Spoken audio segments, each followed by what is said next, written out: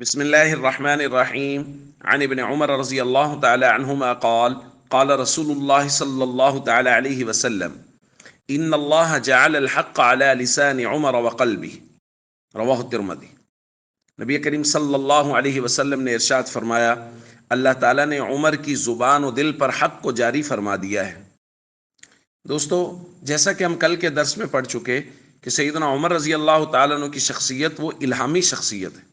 اسی لیے نبی کریم صلی اللہ علیہ وسلم نے فرمایا کہ اللہ نے عمر کی زبان پر بھی حق کو جاری کر دیا، یعنی عمر جو بولتا ہے وہ بھی حق ہے، اور دل پر بھی حق کو جاری کر دیا کہ عمر جو سوچتا ہے وہ بھی حق ہے۔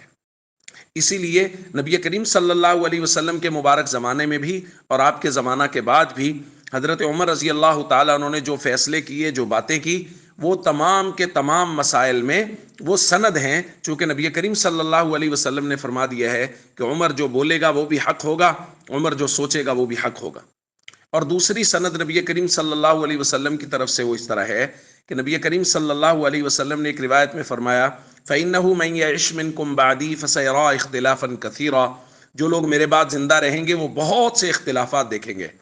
پھر فرمایا فَعَلَيْكُمْ بِسُنَّتِي وَسُنَّتِ الْخُلَفَاءِ الرَّاشِدِينَ الْمَهْدِيِّينَ، جب اختلافات کا زمانہ دیکھو پھر میرے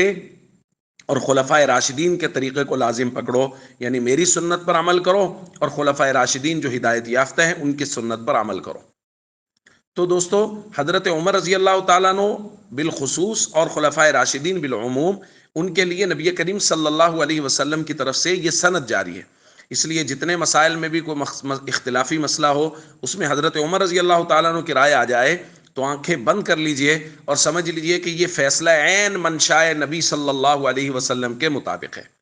تو جب حضرت عمر رضی اللہ تعالیٰ عنہ کی بات ماننا انتہائی ضروری ہے اور ان کی بات حق ہے، تو جو لوگ حضرت عمر رضی اللہ تعالیٰ عنہ کی شخصیت کو ہی نہیں مان رہے،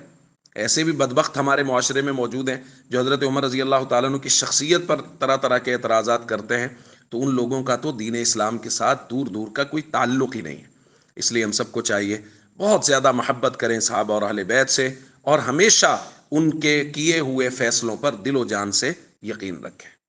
السلام علیکم ورحمۃ اللہ وبرکاتہ۔